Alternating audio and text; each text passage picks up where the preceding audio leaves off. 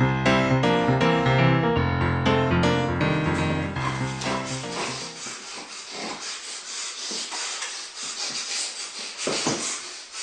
is that? A rift? Humans! I knew I smelt man flesh. What's that? Orcs must die? What madness is this? Robot entertainment and PG. Yes, an order edition. What is that? Let me have a see. Madness. Humans fighting off the orc horde. Insanity. You can never stop the orcish horde. But I see more.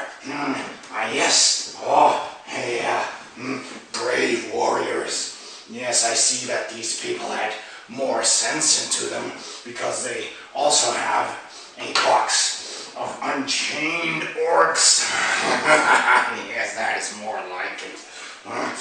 Yes, fighting puny humans.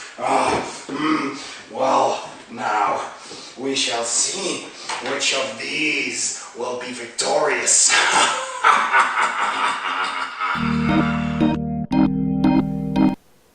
The setup of Orcs Must Die is as follows. You start with your Rift board, you put it somewhere on the table where everybody can see it.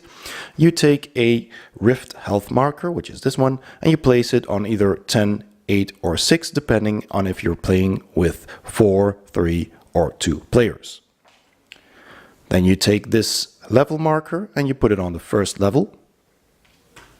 The second and the third level are marked by the green and the blue jewel. Then you take your item cards, your gear, you shuffle them.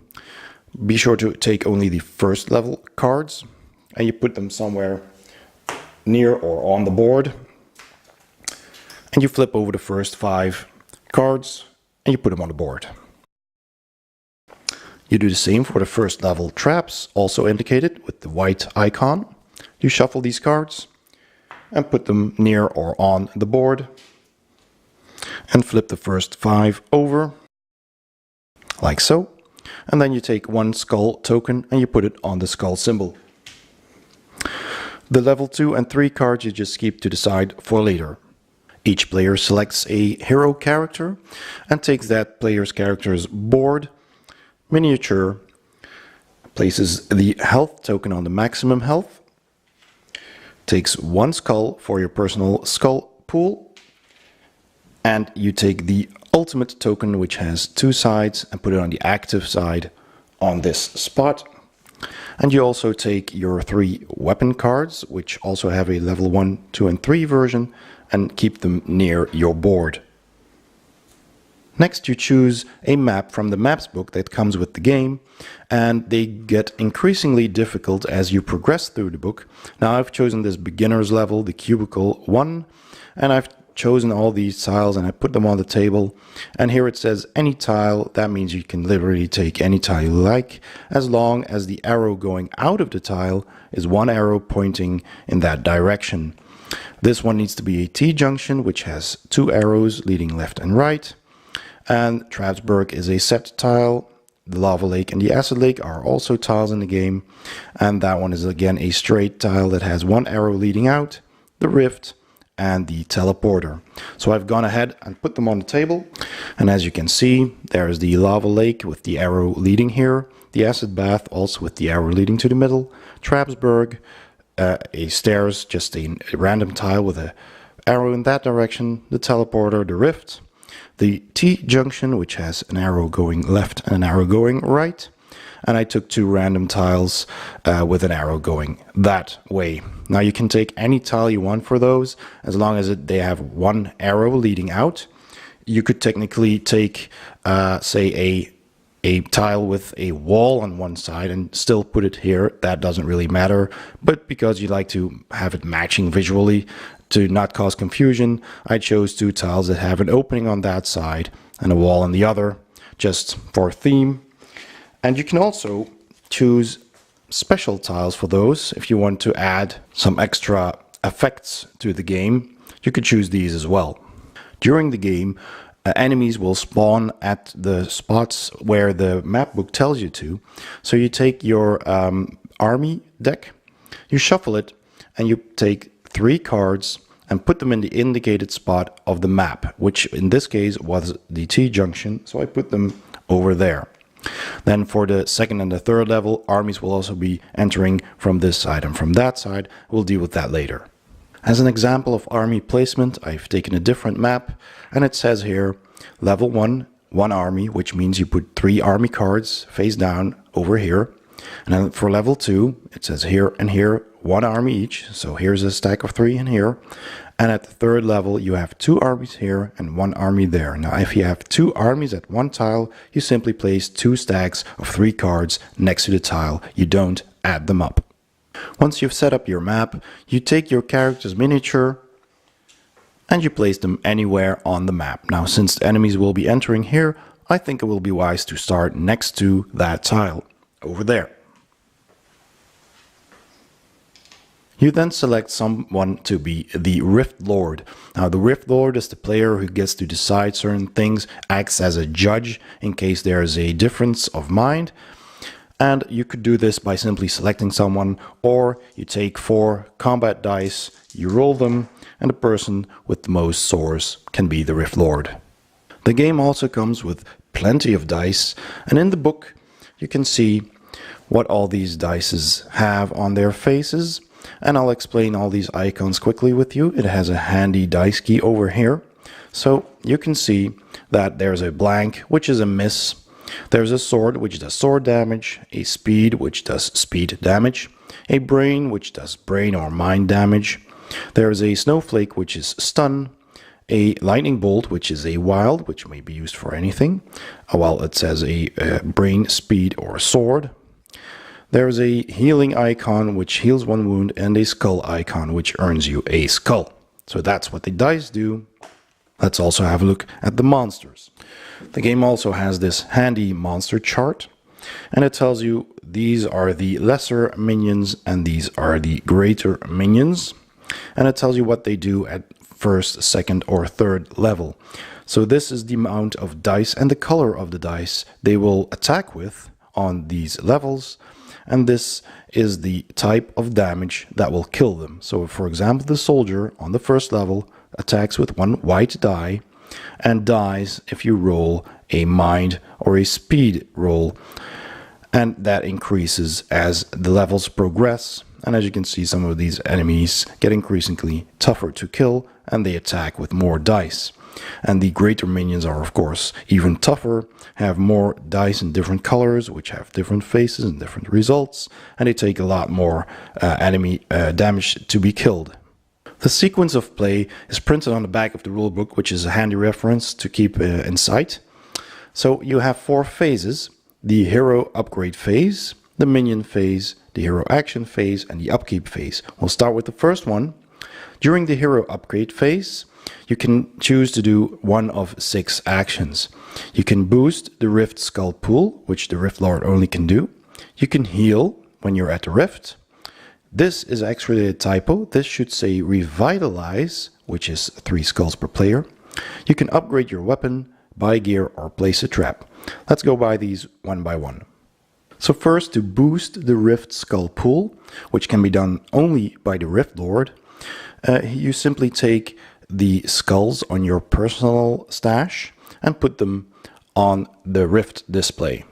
When you're at the Rift, you can heal your character if needed, and for that you roll a number of green health dice equal to the level you're currently playing, so 1, 2, or 3. You roll the die and you add the result. You can also gain skulls that way. Obviously, you cannot gain more health than your maximum. Another action you can do is to revitalize the party. Any player can choose to discard 3 skulls per player on his team from the Rift Skull Pool to revitalize the team. When this is done, all heroes on the team flip their ultimate token face up, like so, if it's been used, and your Rift's health increases by 1. Unless, of course, it's at its maximum. So if your team has 2 players, it will cost you 6 skulls from the Rift pool. Heroes may also choose to upgrade their available weapon by paying the current cost in skulls and replacing the old weapon. You may only buy a weapon that is available in the current level. So if I'm in level 1, I can only upgrade to the first level by paying 2 skulls. If I haven't upgraded my weapon and I'm in, for say in the 3rd level, then I have to upgrade them in order. So I have to upgrade to the 2nd level and then to the 3rd level first during the upkeep phases, and I can only upgrade once per upkeep phase. You can also choose to upgrade gear during the hero upgrade phase, but you can only buy 1 piece of gear per phase, and for that you have to spend your either your own skulls or the skulls from the combined pool over there, and then you take the appropriate card and place it on your hero dashboard. Now remember, you can only have 1 amulet, 1 ring, and 1 trinket. So if you already had one, a new card will replace the old one. A hero may also buy and place a trap on their current tile by paying the current card's cost in skulls from their own or the Rift display or a combination thereof. Different tiles can have a different number of traps, which is explained in the rulebook, and if a tile already has its maximum number of trap cards, you just replace one of them with the new one you buy. Special tiles, such as the Lava Lake and Trapsburg, cannot hold any trap cards. Instead, the tile itself will tell you what it does. Some traps are special traps, such as these which say discard. That means that once these traps go off, they are removed from the tile, and there are also support traps which you do not place on the tile but in between tiles. And they can affect both tiles they are adjacent to. After the hero upgrade phase has been done, the minion phase starts, and the minion phase also has 6 stages. First, the enemies that are not stunned and are on the map will move from their current tile closer to the Rift. Then a new wave enters. Traps fire, enemies in the Rift will vanish, damaging it.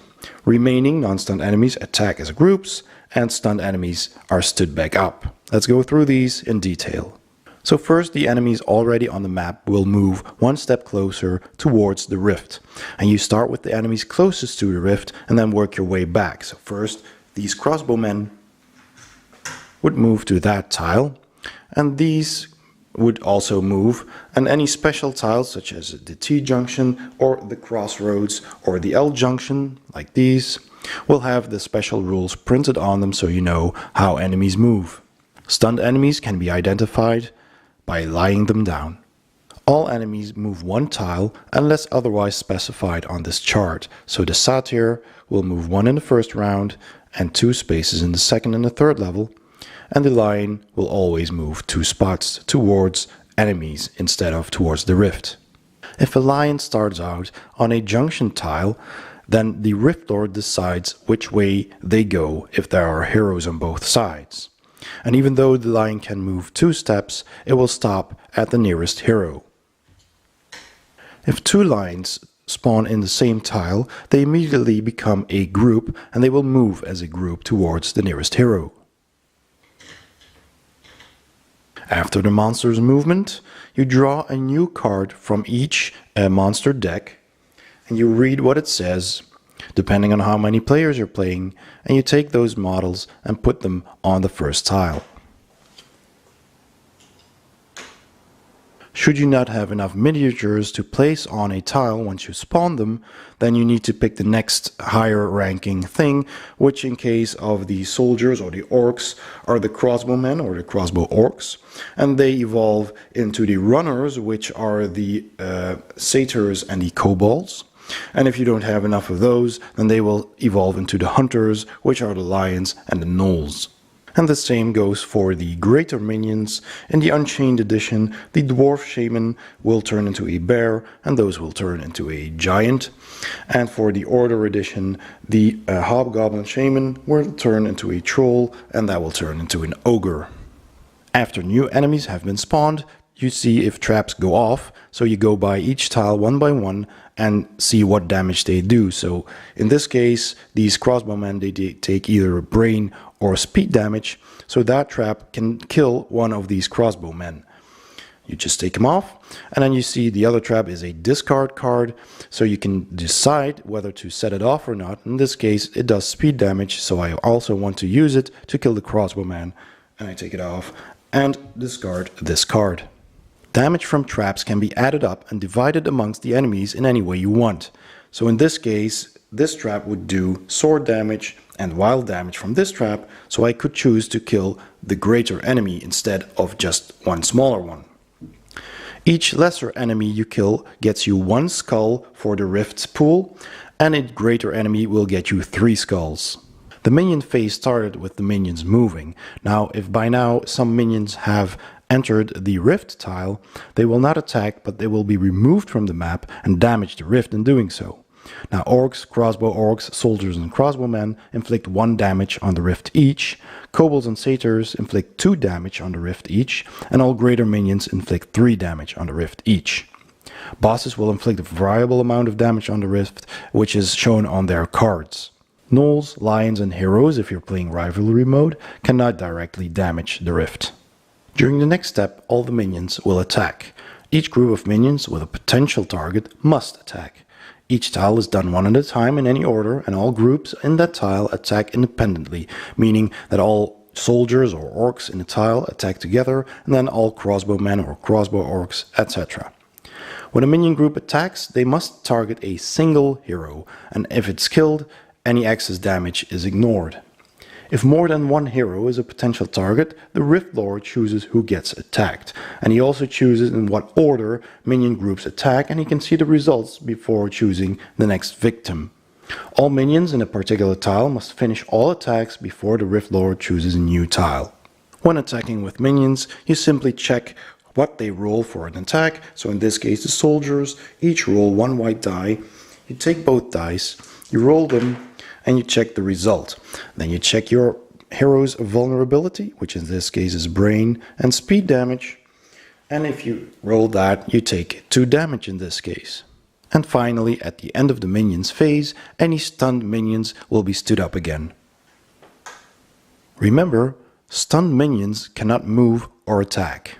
Crossbowmen or crossbow orcs can attack on the tile they are on, or on an adjacent tile that is ahead of them, meaning towards the Rift. So in this case, this crossbowman could attack and will attack that hero. During the third phase, heroes can attack. So each hero takes a turn, starting with the Rift Lord and proceeding clockwise. Each hero does as many actions as he likes, but only one of each action. So you can either attack or recover from stun if you're stunned. You can move or recover from stun. You can push an enemy into a lava or acid tile, and you can perform special actions or abilities. So if you're on a tile with an enemy, you first check how many damage you can do, checking your weapons, which is 1 white die, and any potential trinkets or amulets or rings that give you extra dice, such as that one over there. You take the appropriate dice, you roll them, and you divide the damage among the enemies that are on your tile. Again, killing lesser enemies will get you 1 skull to your personal skull pool, and a greater enemy will get you 3 skulls. The move action means that your hero may move a number of tiles equal to or less than the move number printed on your sheet, potentially enhanced by gear. You can move in any direction as long as you move from one tile to another connected by arrows. Note that you cannot do part of your move, then attack or take any other action, and then continue with the rest of your move. You must complete your move before going to your next action. If you are stunned, you must either give up your attack or your move action to recover from stun. Another action you can do is use either your special ability, your rivalry ability, or your ultimate ability. If you use your ultimate ability, you flip over your ultimate token, indicating that it's been used, and you can only flip it back by revitalizing. Note that you cannot choose to give up this special action in order to recover from a stun. And finally, there are also some special tiles that can give you a special action to perform, such as the acid bath or the lava lake, and those actions are all printed on the tiles themselves. And the fourth and final phase is the upkeep phase, which I will explain step by step. If during your round the third army card has been revealed and resolved, and now it is time to prepare the next level. Move the marker on the Rift card up 1 level. Check the map you're playing and see which new armies are being placed at the next level, and place 3 new army cards correspondingly. All enemies are considered to have leveled up, and you need to check the chart for their appropriate levels, attack dice and damage. Each player and the Rift receive bonus skulls equal to the number of the level you are currently starting.